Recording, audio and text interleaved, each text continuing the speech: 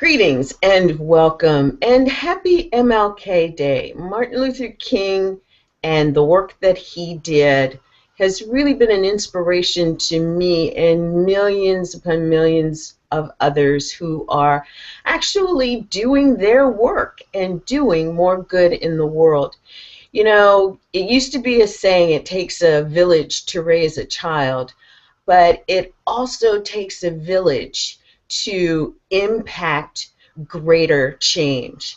And right now, I am just so grateful to welcome many of the co-authors of the book, Permission to be Powerful, Unique Insights in the SHero's Journey of Women who have gone from pain and triumph to success and joy. And again, I'm just so excited to be here. My name is V. Lynn Hawkins. I'm your host, and I'm the creator of all of this. But I have to say that, much like Martin Luther King, this wasn't my idea. This was something that was actually gifted to me.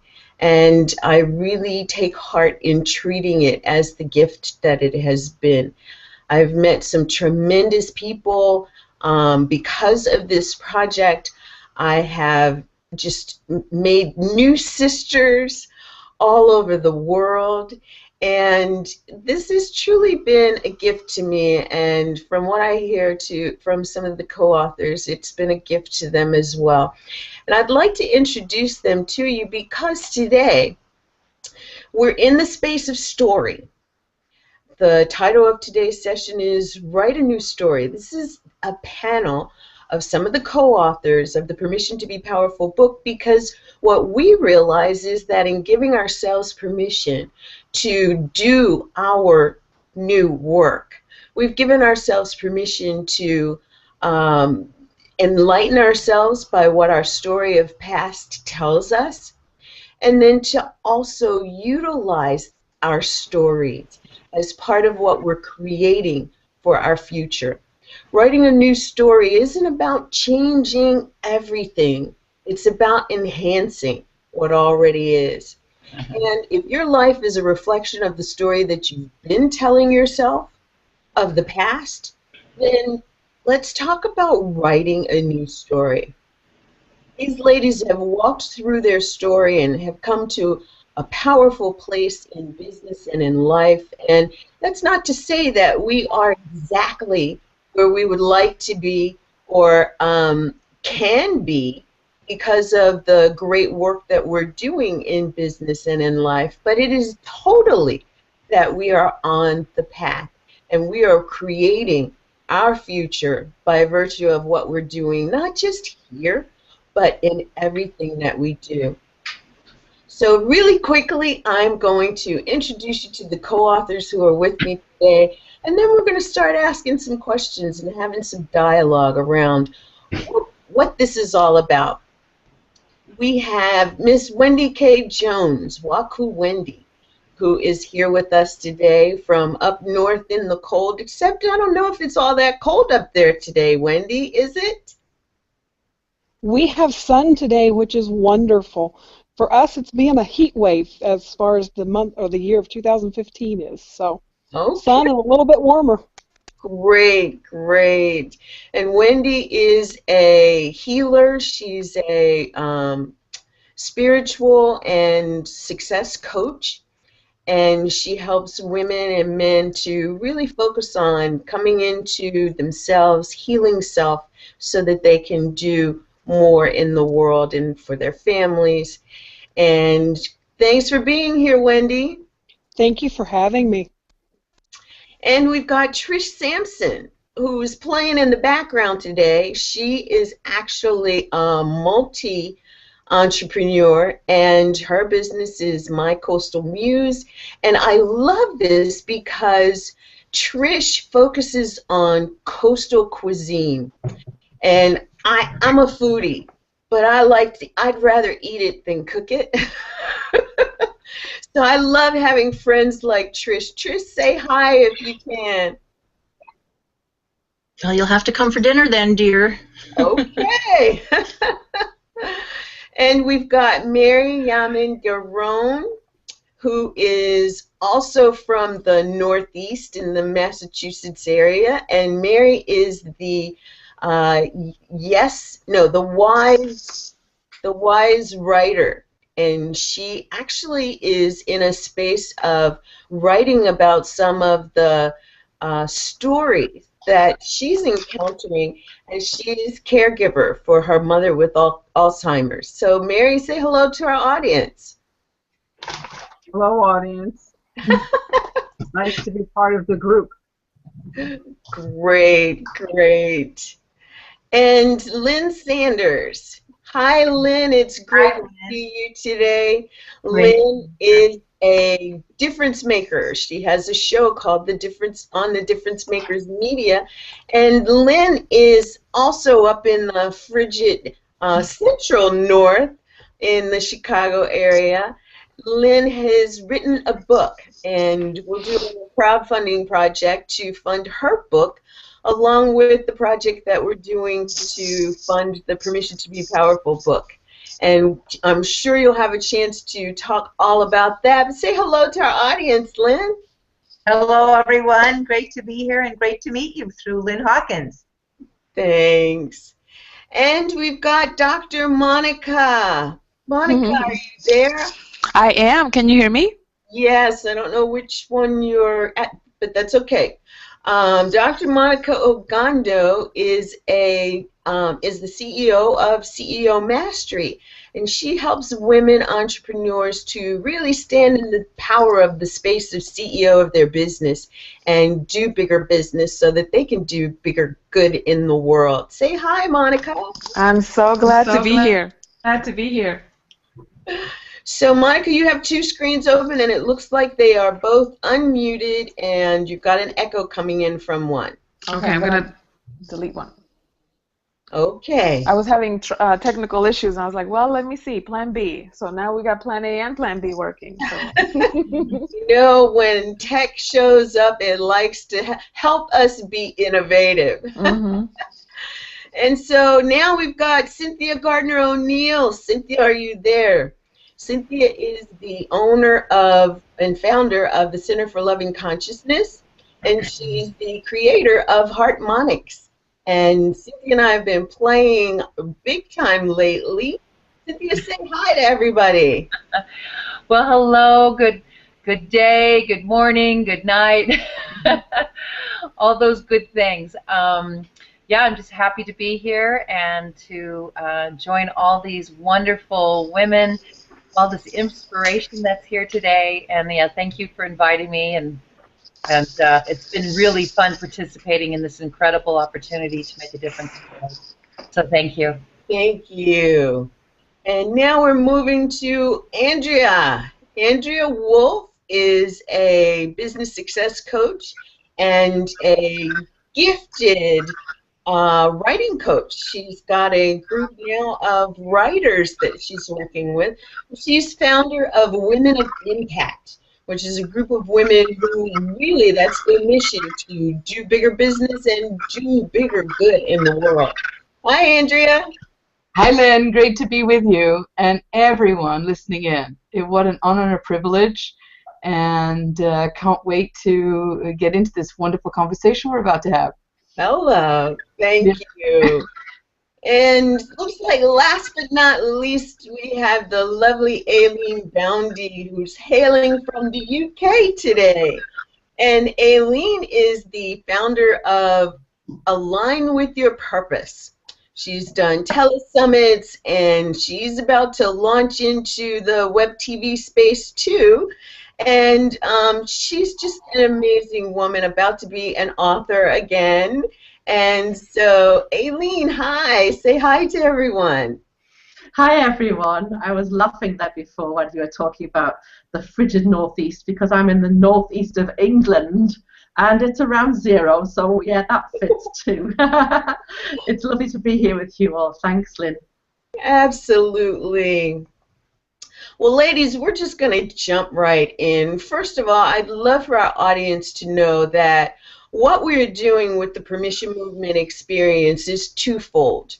First, it is to introduce our audience and audiences all around the globe to the book project that we're doing.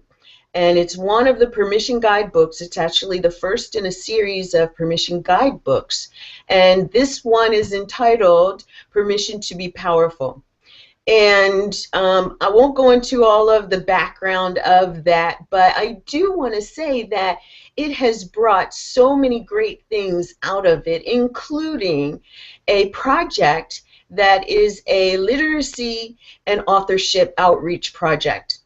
And that project is actually fueling, the book project is actually fueling the outreach project, because we're able to take this work to groups of girls and women all around the country, which is where we're going to start initially here in the United States. However, we are going to girls and women who are, girls who are aging out of the foster care system, confused about what life ahead offers them, girls released from juvenile detention who are of age and fearful of what it is that they're going to be returning to in society and the lifestyle that they once knew. Will they end up back in juvie or in prison? Women who are actually transitioning from behind prison walls, who are re-entering society and with unclear expectations as to what the future holds, not to mention really having a limited supply of tools in their success toolbox. And then there are women who suffered the trauma of abuse, and whether it's physical, verbal, or otherwise, they're questioning what life has to offer. And the kids who are caught up in this are actually going to feel the effect because of what their mothers feel.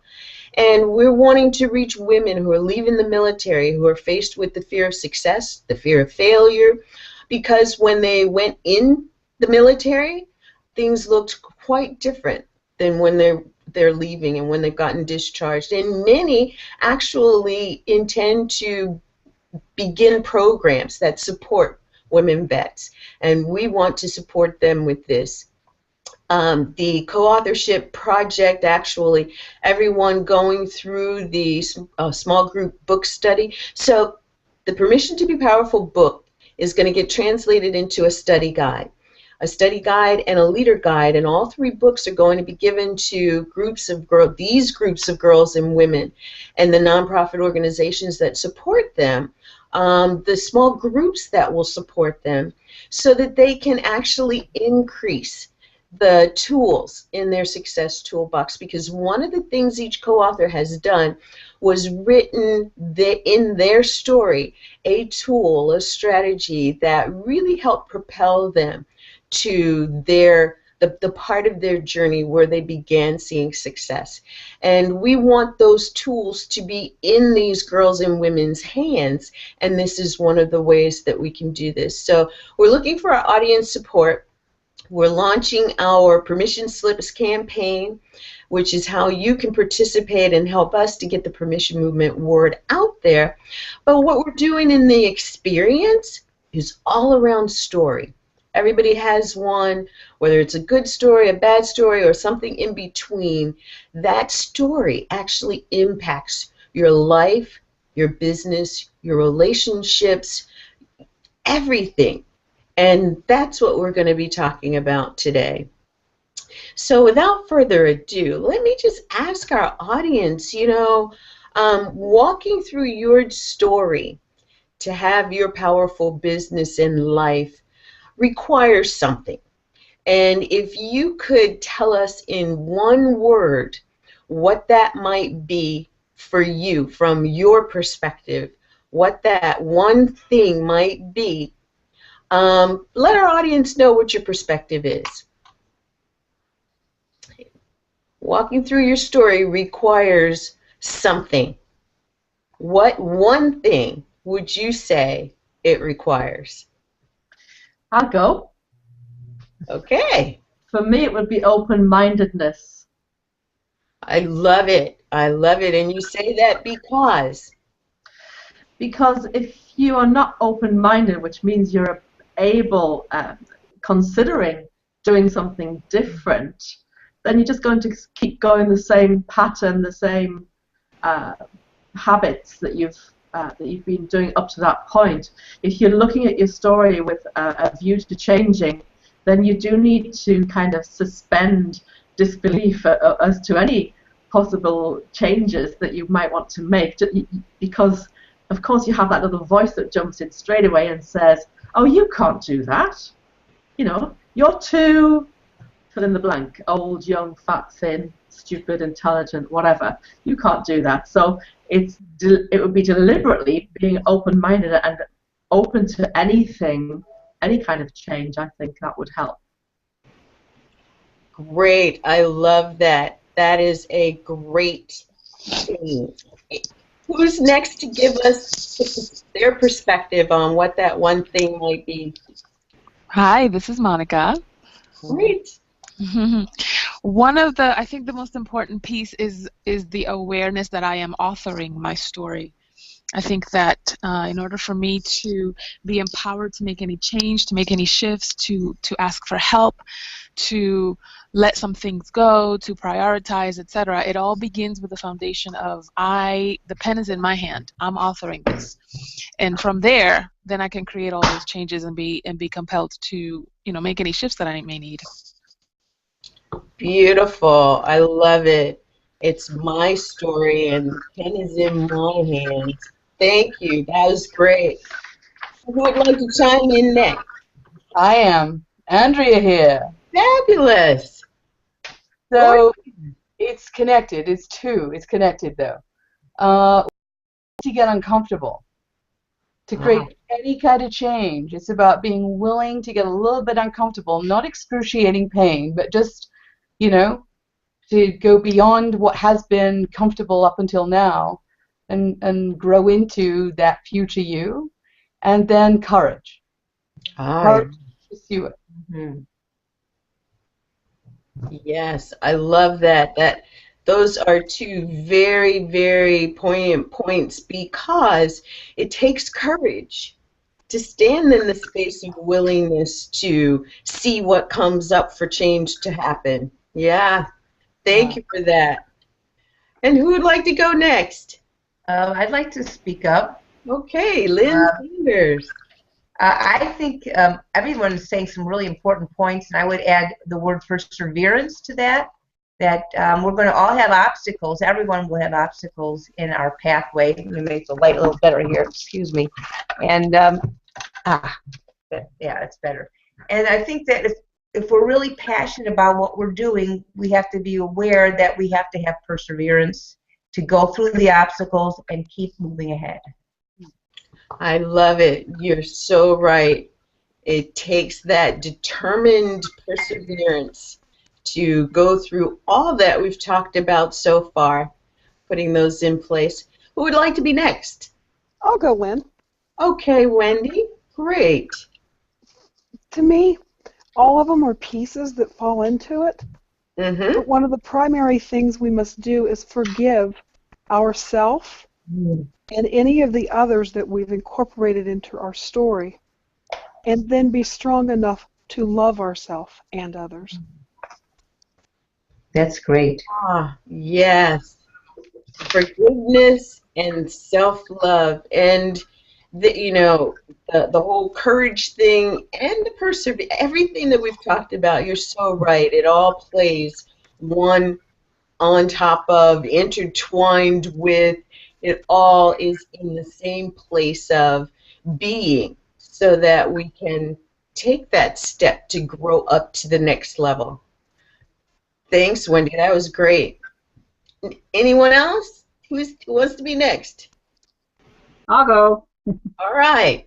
For me, it would be faith, and knowing that at any given moment I'm right where I belong and I'm on the right path for my life. It took me a long time to get that one, and I would get impatient. But with the faith that I have, it all comes in time, and that's why my business now, I think, is starting to take wings and fly a little bit. Beautiful, Mary. That was great realization. And again, it all is woven into the same fabric of moving ourselves forward. And faith is huge. Yes. Next. Well, we've got Cynthia and Trish. You have anything to chime in there? Yeah. Mary reminded me of something very important. Can you hear me now? Yeah. Okay. I can never tell if I'm muted or unmuted. Is to have patience. I need to have patience with myself and others around me and realize that we're all works in progress. That's huge. That's absolutely huge. I love that. Again, just another piece of the thread that is woven through all that it takes to become who it is that we were born to be. And Cynthia, it's like Yes. on you next, dear. Yes, and I'm going to say heart because the harmonics, the harmonizing your heart, and your heartbeat is the signature sound of you. It's singing the song of your story. Every experience that we have, it affects our hearts, and so I really truly believe when we get into our hearts, which our hearts are so much wiser than our brains, that we actually live our lives more fully and we make wiser decisions, and we can change with ease even during difficult times, during those challenges. And those challenges are the experiences that we're here to have so that we can have a more fulfilled, extraordinary life. And I believe we are born with an agreement to receive all life has to give. All life is the good, the bad, the challenges, the ease, and to transform it into something even better. Why? Because you can. And you can because you have the most beautiful heartbeat, and it's unique to you. And you're here because of that heartbeat and all those experiences that you've had in this world to contribute your song, your story to this world. Beautifully put. Beautifully put. Heart. And all that heart brings into our stories. And, I have to chime in on this one, too, because one of the things that I see is very important in this is community. To really take the time, make the effort to be a part of a community where you feel supported, where you know that there is unconditional love, because that's just who this group is that you want to belong to. Like this group of co-authors. I love this. I absolutely love it. So, as I think about this, let's look at the other side and give some solutions to why people haven't realized this. I mean, again, we've all got a story. We've all got our own perspective, but there's some of us who are so stuck. What is it that we might be able to say or do to help them to really open up to these ideas and help shift some things? Okay, Andrea? Yeah. Oh, you muted yourself. Ah, okay, good. This is my favorite. So, probably the biggest tip I could give to this question is take a moment or take time to figure out what's holding you back. The biggest probability is it's you, yourself. It's not something outside of you. And it may very likely come from external influences. So it could be that somebody told you that'll never work. You'll never be more successful than. And then you've created unconsciously this invisible ceiling for yourself. I can't tell you how many people I've coached who didn't realize that somewhere they made a contract with themselves that they weren't going to become more successful than one or both of their parents. Or it was peers as they were getting into the business community who were doubtful about their ability to succeed. And it could be on the personal side of life too, by the way. I coach both because everything's connected. And so it could be that you've settled in your relationship, your key relationship, or you're just not handling where things aren't working in your life. Perhaps you're not taking great care of yourself and don't have the energy for. So there's lots of places to look where you may be unwittingly causing and creating the stuckness. It could be limiting beliefs about yourself that you've inherited that a teacher told you. You know, so I've uncovered where a teacher said, you're not going to amount to much.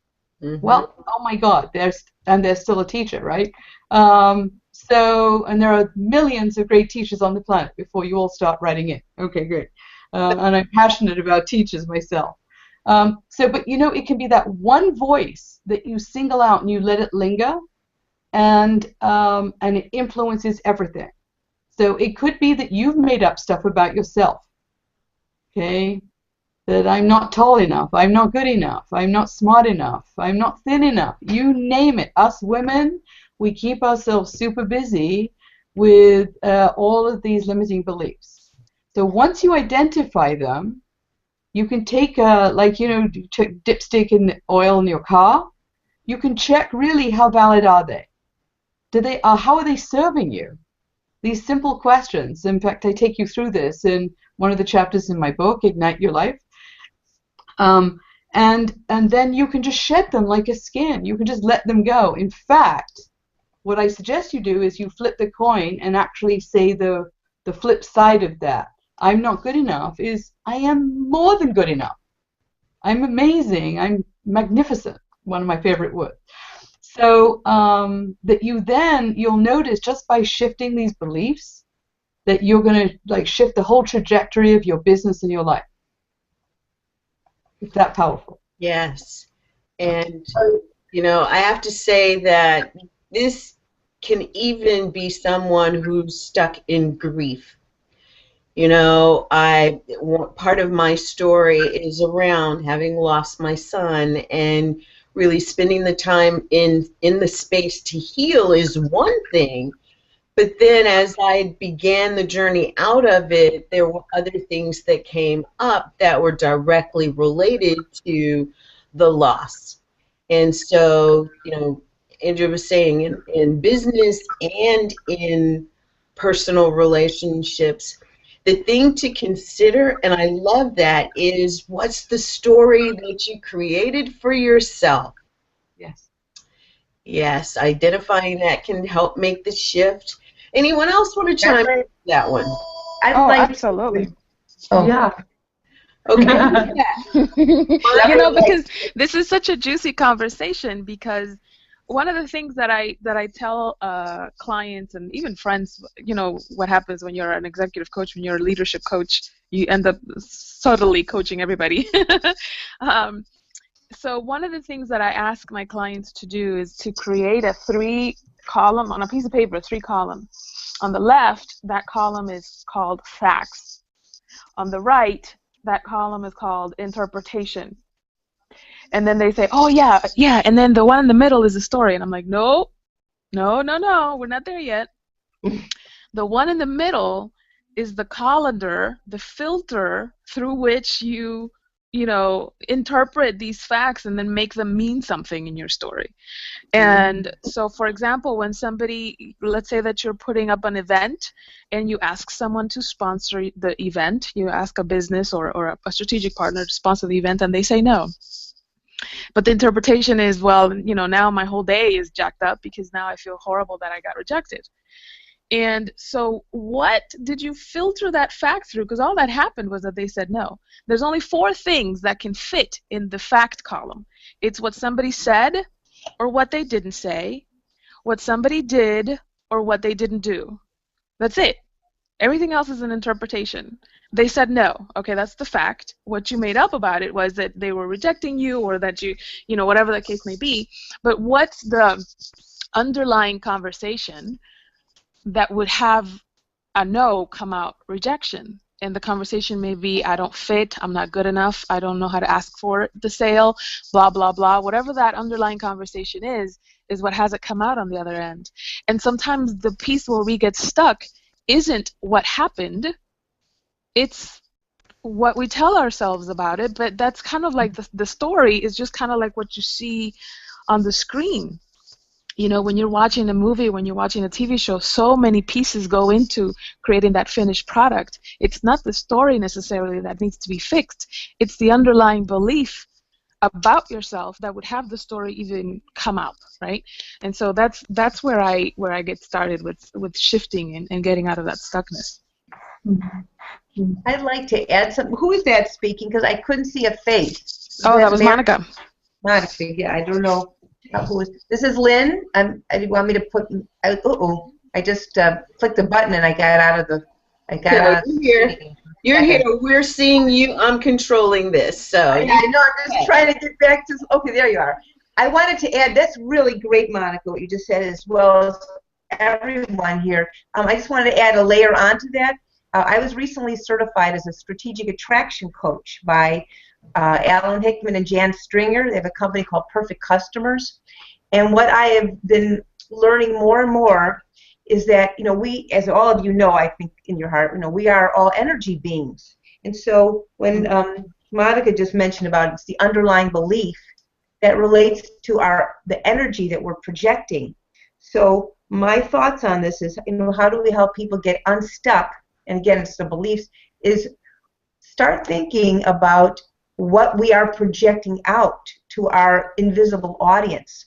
And actually, it's kind of an interesting sidelight. In my children's story, Dancing with Tex, a bird was imprinted by a zookeeper. A bird was raised by a zookeeper for 14 days, and so she thought that she belonged with humans, not with birds, and therefore she never identified with birds and wasn't able to lay an egg because she didn't like birds. She liked people. And it took a man to be her pretend mate to help her lay an egg. And in a sense, we are also imprinted. Because the scientist said he felt that he was imprinted when he was a toddler because he saw birds and he was crawling after birds. But aren't we imprinted, as you mentioned, by what we hear from other people and take that as truth? So what I was going to say is if we were to take an idea from the strategic attraction plan, you can write down what are the perfect traits and qualities and characteristics that you want in the perfect customer. Rather than you're trying to get them to come to you, what do you want to attract to you? That's, you know, a step in getting unstuck. Mm-hmm. There's actually 5 steps. But really, it's being aware of our energy all the time. And we're going to go through all kinds of ups and downs, but realize that we are imprinted, but we can change that by a really conscious focusing on what we want to attract. Yes, and changing that middle space, the interpretation of what we think happened versus what really happened, and then the outcome. I agree. That is there's a lot to be understood in that inside space, that middle space of how it is that we interpret things. But it's what we want to attract, to put it out there. What do we want to bring into our life? Because the law of attraction truly is you attract that which you are, not what you desire. And so looking at that middle space is really where it starts. Who am I? What am I believing that's attracting whatever it is that I'm getting? And in understanding that, you can shift that to attract that which you desire. And I think that's key too, Lynn, that the steps of writing it down. What do you want? And I know that both Monica and Andrea actually go through the steps of that in their books. And that's one of the things that each has actually included in their chapters, and some of the other co-authors have done something similar. So, you know, while we're talking about our SHero's journey, we're also, our desire is to give you what it is that I'm talking about now. Some of these tools in the discussions that we've had in the writing that we've done in the book, because as it gets pulled out, these girls and women and anyone else, any reader who reads this book will be able to improve their own lives because of some of the things that they're going to pick up, some of the realizations that they're going to have. And that's what makes this so key in our doing and delivering. So I just love this stuff. Anybody else have anything in the getting unstuck space?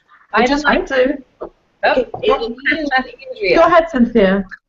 Okay, well, I just wanted to speak to all that's been said too. Is the state of our being, let it be love. Because, when we're talking about energy beings, the most energetic thing that is a part of who we are is our hearts.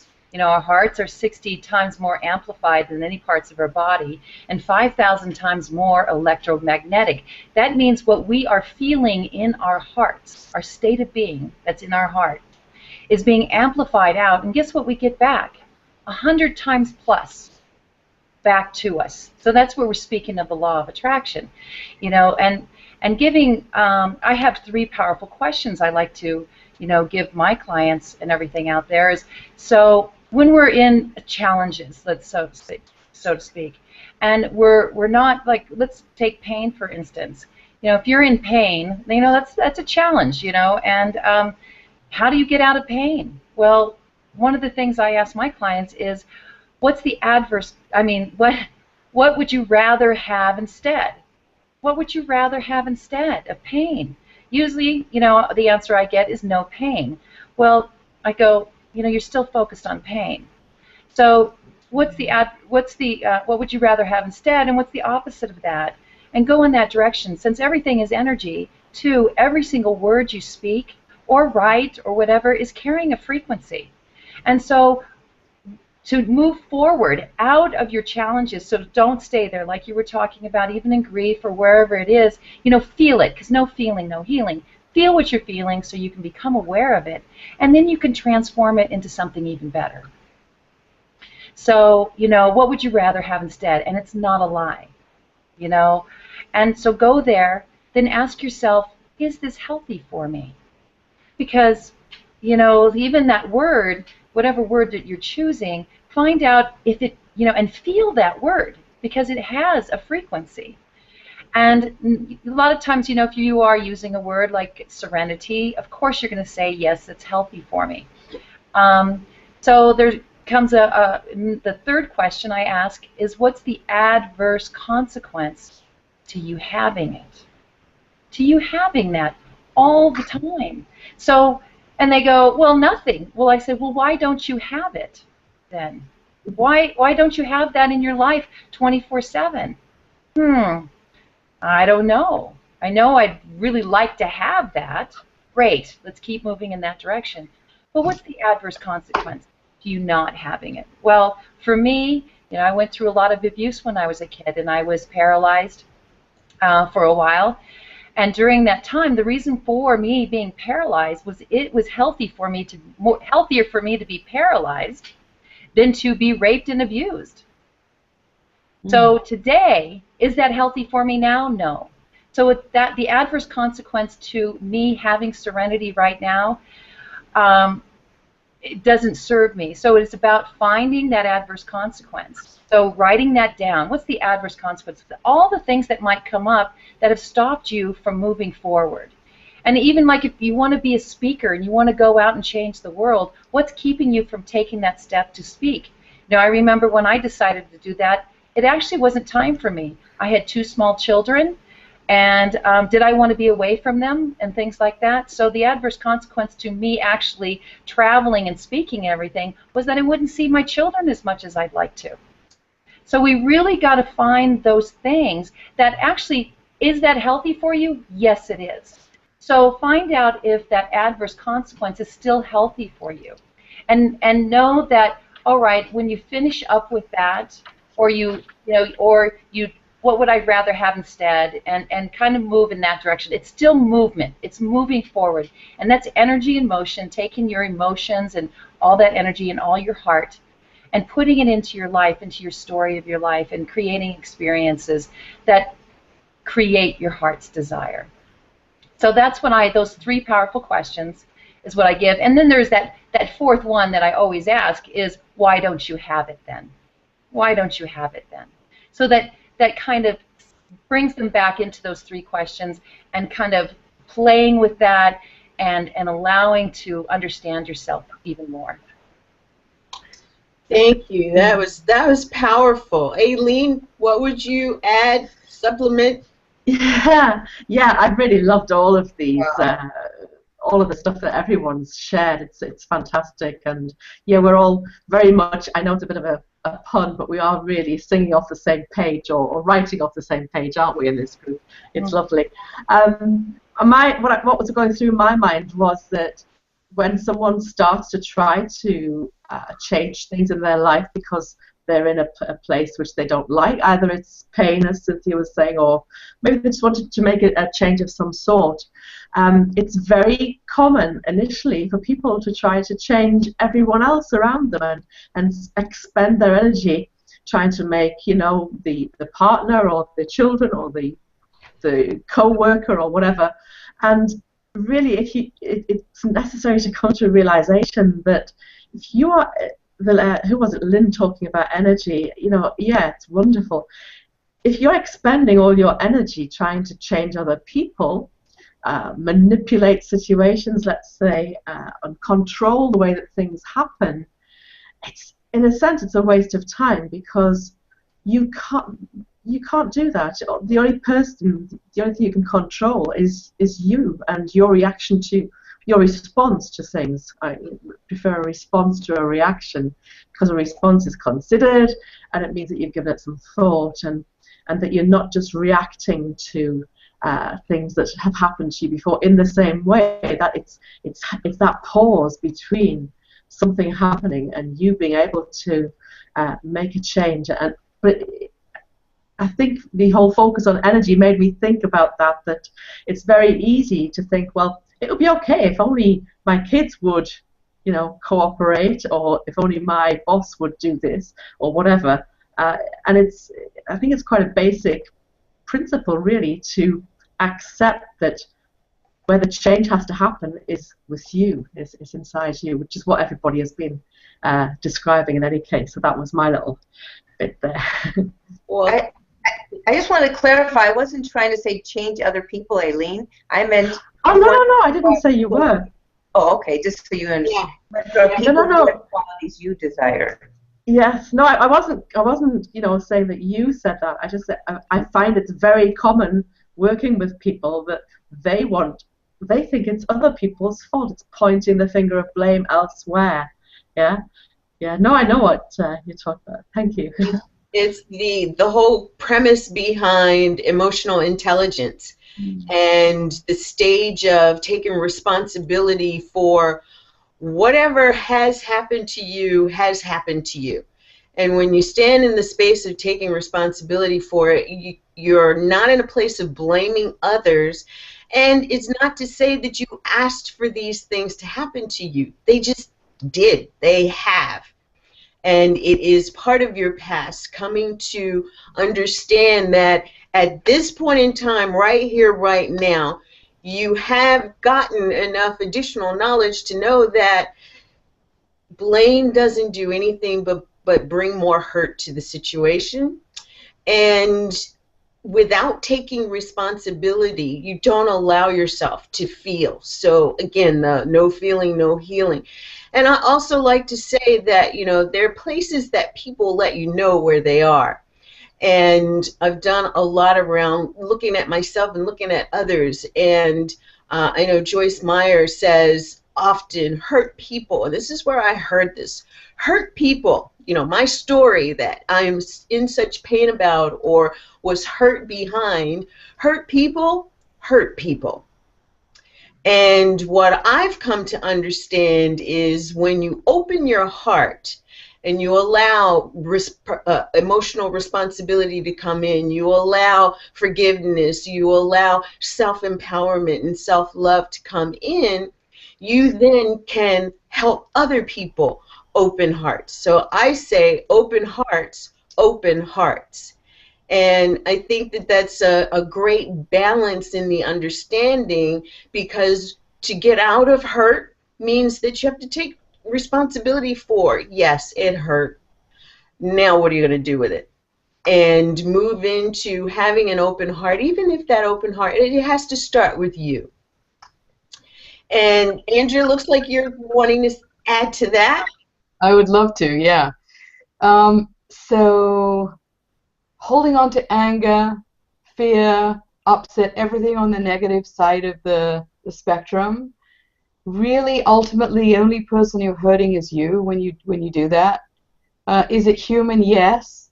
If you're up to creating a new story, something new in your life, any area of your life, the person you're hurting when you hold on to all that is you at the end of the day. So what I wanted to add also is at the heart of everything I do as a coach is this idea of being at cause in the matter. And so from that place, wherever you are in your life, when you look out on the vista called your life, so another way of saying taking responsibility is understanding at some very high level that you have co-created everything that's in your life. And so if you want to change anything, the place to start here, I'm pointing to my chest here, is home base. The only place to start is here, and start being and doing that which you want out in the world. And watch then magically the people around you that you might have been so upset, angry, stressed with, whatever, shift because you're shifting. Or they'll fade away from your life. Or new amazing people will come into it because you're focusing on that which you want. When you do that and you focus home base to, okay, here, what am I shifting? How am I shifting to cause and create that in my life, that which I really want? Everything's possible. Really, everything's possible. You're so right. Everything is possible. And I love that we're in 2015 where we're really focusing on the whole 8 factor. I'm not all that into the numbers, but it intrigued me to be in 2015 and look at 1, 1, 15 in the 2 adds up to 8. And to know that actually 2015 adds up to 8. And to know that 8 is the infinity symbol, and it actually does mean infinite potential and infinite possibilities, which is the space that we're in, which is why this kind of a conversation, why this opportunity that we're in with the permission movement experience and the permission movement are so important, because if not now, then when will all of this be resolved in your life so that you can do bigger things in your life and impact others? And this is what's going to cause the ripple effect to make better change in the world. You know, I think about that. I want to bring up the point that, you know, many of us, especially women, are in the space of feeling badly about themselves because they have a certain perception around failure. And, you know, that being in the frame of, I failed at this, and even knowing, you know, Einstein failed, Alexander Graham Bell failed, but look what they accomplished. And to know that they still have not grasped the concept that failure has been defined as something that is a stretched truth. Because what typically happens is people, women, men, stop. I failed at that, I'm not trying again. I failed at that, when instead they have the opportunity to look at failures as moving through the challenge, getting to the other side, and being able to see the result of the effort that they took. And examining that really define failure differently. I define it as lesson, as opportunity, as, you know, all of these positive things that it is. And I do look at Alexander Graham Bell. I look at Martin Luther King Jr. You know, we're celebrating MLK Day today.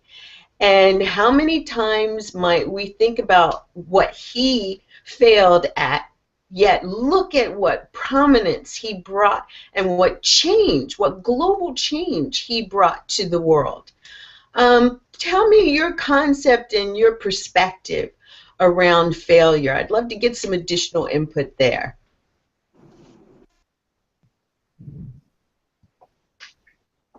Let me pick on somebody. Oh, okay, I see a hand going here. Go ahead, Andrea. Well, using Bell, right? It's figuring out every which way that doesn't work. If you look at how military, let's say Marines, debrief missions, they just look at what worked, what didn't work, and how can we improve? What could we do better? And they do that, and everyone's equal, and everyone participates, and no one gets to not. And, I mean, it's life and death, often, in that case. So imagine taking on life with that urgency, and instead of going to beating yourself up, to hiding out, to stopping, getting stopped in life, imagine if you take it on like that, where, okay, that didn't work, I'm gonna debrief with myself, or maybe bring in people who can support a powerful debrief.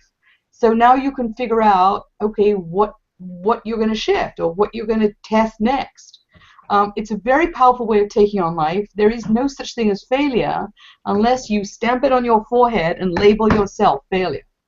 I can't tell you how passionately I feel about this. There is no such thing as failure unless you give up.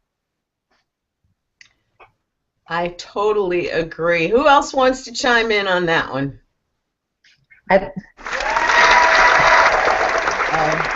That was me. I wanted to congratulate you, Andrew. That was really good. I actually heard Oprah say the exact same words, so maybe she heard you say it. But I'm dealing with these fears right now. I don't know what it is. This is like my lifelong programming, but I tend to put everybody else on pedestals. I think, Cynthia, you could relate because you're talking about really important, all of you really important steps, and I listen to all of you, and I start this wave that I have to push away of, well, I'm not good enough, and, you know, everybody else knows more than I am, and so Lynn Hawkins, which I think it's so interesting that Lynn has the same first name as me, and when I was emailing her, I felt like I was talking to me because I never knew anyone else named Lynn. I write, Dear Lynn, and I'm talking to Lynn Hawkins, but you know, I guess, like you said, there's no such thing as failure, and I realize that we have to think of failure as a stepping stone, because inevitably, like every baby doesn't just start out walking. They have to fall, and we don't say, bad baby, you fell. We say, come on, you can do it. But I still feel, I have to confess, you know, I still feel a lot of fear. I am actually, I don't know if I'm the only one who has not written their chapter yet, because you know, I have scraps of paper, and I'm thinking, well, what's good enough, and what exactly do I say? So when I listen to all of you, I feel like I'm getting a great consulting session here myself, even though half of me is confident and the other half wants to stay under the covers. So just thought I would. Well, I know. You know, Lynn, I just want to add that there are a number of us in the group who have felt the same way, and moving through this process, you know, that's why my thing was community. Moving through this process has really been the opportunity for shift and for really strengthening the confidence cord that our hearts want to weave into the world, because you are a gift to the world. What you bring to the world, no one else can. And to be a part of this group and help you to see you, to do this work and do that, it's just, it is part of my heart's desire to continue to do. And, you know, I look at some of the women just in this group And I know that we all have grown. We've all stepped up to another level, because the project that I'm talking about, and I want people out there in the audience to know, the vision of this project is actually going to take us on television and on radio.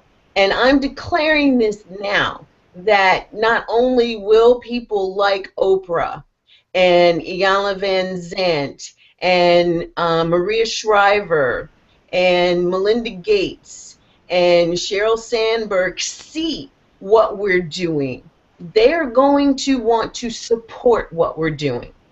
And being in this community, holding the space for that vision, is actually going to help you to stand on that next rung up and feel more confident about what it is that you're doing. We're all on the journey. All of us in different places, but that's what this community is for as well. So you are not alone. I just want to say congratulations for stepping up to say, I'm ready. I'm, even scared shitless, but I'm going to do it anyway, because that's what this is all about, right? Right. And courage Thank that we talked about, and the perseverance that you talked about. You could hide under the covers, but how many stories, important stories, are buried out in the graveyards because someone could not see themselves having the courage to step up, to write it, to speak it, to impact more. And that's not to say that a lot of those stories out there were not people who impacted someone. Sometimes our contract is we focus on one person. I look at Obama and his grandmother. His grandmother's contract truly was to focus on him and his siblings, because look at who he is now. And, with every breath that we take going forward in our lives, we are responsible for ourselves. And making that move, taking that step, is huge. We're all stepping up to a bigger platform. Yeah, and I'd like to step in and say, one of the things that, I felt, and I know I've heard many others say this too, is like, who am I to be this? And we know Marianne Williamson, who has that beautiful, I'm forgetting, the name of it, but also Nelson Mandela had said it, spoke that quote, and everybody gave it to him as being the one who wrote it, but it was really Marianne Williamson about our fears. And then the other part is, validating ourselves, acknowledging ourselves. We spoke earlier about, it begins within our own hearts, and within inside ourselves. That peace begins with me, and so, I've had that experience where someone said to me, maybe one of these days you'll be successful, after I've done so many things and made a huge difference in the world. And they weren't speaking from putting me down. They were speaking from their own experiences, their own story. It wasn't about me.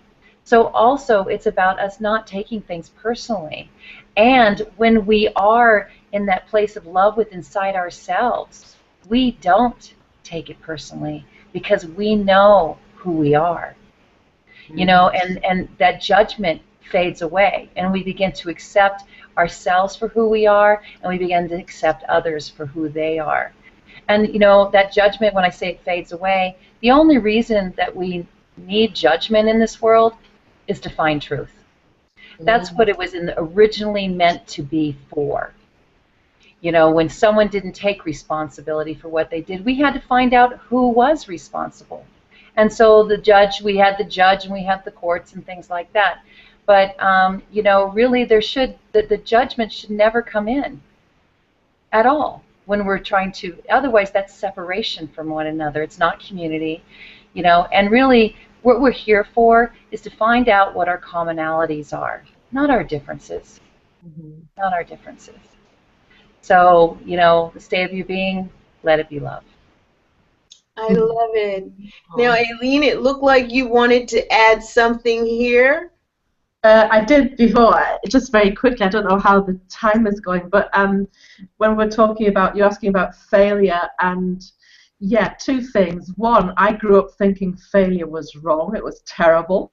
If you failed, it was a really bad thing. That was just, what I took in from my parents. That was the perceived wisdom of the time.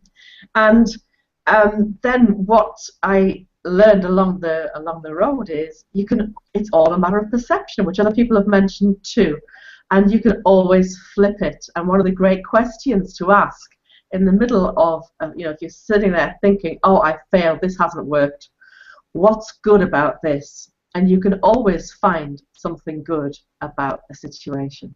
Yeah, that's all. Totally agree, and I appreciate that comment. Somebody's having fun with the effects. Yeah. This is Monica. I just wanted to jump in really quickly and just say that I think sometimes when it comes to failure, when it comes to that inner saboteur or that inner critic, we just allow her to run off at the mouth with such permission and abandon that we would not allow anybody else. And it's like, why are you being so polite with somebody who's so cruel? Yes. And so, at some point, you just got to turn around and say, listen, shut up, sit down, and let me do this. And as much as we talk about, allowing ourselves and validating and acknowledgement and whatever, sometimes the warrior goddess has to come out and say, listen, I got this. Sit down, shut up, and let me work. And if anything is really calling and really attractive to me about this permission to be powerful movement, it is about the idea that we as women, of course, yes, there's a soft side and there's a nurturing side, but if you've ever seen a mother in front of a child of hers that's in danger, there is nothing soft about that. It's all about, listen, I am here to defend, I'm here to take a stand. And part of being powerful is to know what piece of you has its place. The inner critic, the inner saboteur, they all have, just like Cindy was talking about, in terms of a judgment has a place to find the truth. And sometimes it's just out of place. The inner critic is not involved in creation. The inner critic is not involved in grandeur. It's not involved in vision. It's involved in smallness. It's involved in editing, not creating, right? And so you've just got to know which piece of you has its place and put it in its proper place. Right now, it's not your time to talk. And you need to be okay with saying that to that inner critic. That is beautiful. I love that. And it's a great way to tie things up. I am watching the time and bringing things to closure here, because the permission movement is all about bringing about awakening in you that which will bring about the awareness to actually look at the perceptions that we've established for ourselves, to question, if you may, the perceived wisdom that we've received and that we've interpreted and aligned with, and then we can get in choice and allow the warrior goddess to show up when she needs to allow the inner critic, because while the inner critic might give us smallness and edit that story, they may bring in a perspective that needs to be looked at as we're trying to make wise choices. But to let them run rampant, no. Judgment, all of these things have their place. And it is by virtue of really coming to grips with who it is that we're choosing to be that we can then allow our hearts to blossom and participate more in the things that we desire to bring into our lives and the decisions that we make about our futures. And that's what the permission movement is all about. That's what this book project is all about. That's what the experience here is all about. And that's what the Literacy and Authorship Outreach Project is. And that project is so huge because how would it be if these girls who have gone through some of the things that we've talked about can stand and say, I see what I would love my life to be, and then write about it and have the opportunity to become published authors. That is a key piece of the permission movement and the Literacy and Authorship Outreach Project. And we would love your help and support. Follow us. What we're doing in the 9 weeks of the Permission Movement experience is capturing all this information and releasing a digital product. The digital product cost is $147. It's really easy to get. But you know what? We've decided for every 2 packages that are sold, one digital package will be gifted to a nonprofit organization that supports girls and women. And that too is key. We want them to have the knowledge of what we are experiencing over this 9 weeks with people like Natalie Ledwell, the co-founder of Mind Movies, who's going to talk about your story is not your own, share it. Gina Gaudio Graves, who actually did a session on your vortex, write your story and how your vortex, your business vortex, your story plays into it.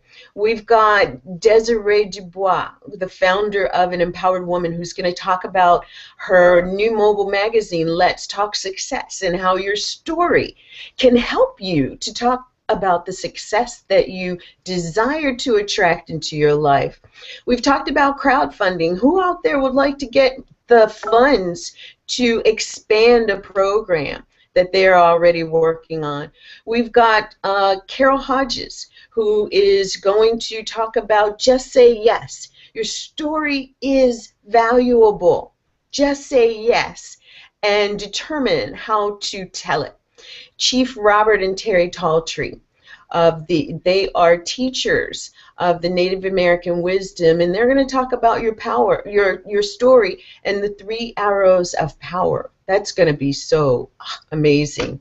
Gail Watson, who's the co-founder and president of the Women Speakers Association, is going to talk about speak your story, help heal the world.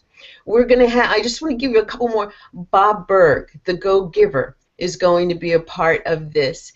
Dame DC Cordova, we're trying to really finalize things with to talk about your money story can change. I've actually reached out to Sheryl Sandberg. So join us in this movement experience and help us to bring this work to those women, those men who, I mean, buy a package and gift it to someone. Gift it to your teenage daughter. Watch some of the videos together and have a conversation, a post-video debrief, and really come to grips with the story that we're creating of our future and how we don't have to live in perceived wisdom, yet we have choice. And the inner goddess in us is crying to have her place. So let's help bring that out. Let's help to expand all that it is that we're doing. And I have to tell you that it all opened up with a guy named David Bullock. He is Monica's business partner, and he introduced me to the concept of story leverage and how story is broken down for understanding, so that knowing the elements of story, you can successfully write the story of your future. And we'll be getting more into that as he and Monica share more about the story leverage and the story strategy with us during the rest of this 9 weeks. So join us. We're here Monday, Tuesday, and Thursday through the first week in March. Same place, same time, noon Eastern time, 9 a.m. Pacific time. We try and keep it to an hour. Looks like our average is going to be about an hour and 15 minutes, but we want to make sure that you get what you need and hear our voice hear our hearts express to you what giving yourself permission to be powerful, permission to be healthy, permission to be wealthy and wise is going to do. So, ladies, any parting thoughts for our audience, please? I'd say go take action and go for your dreams. Beautiful. Thank you, Lynn. I'd like to say to the other Lynn that I'm right under the covers with you as far as not thinking that I was good enough or that I deserved what I had. But seeing these powerful, beautiful women, I know that that's not true, that I am worthy, and so are you. Thank you. Who's that? What was that? Mary. Mary. Thank you, Mary. Yes, that's true. We have to acknowledge that. Thank you.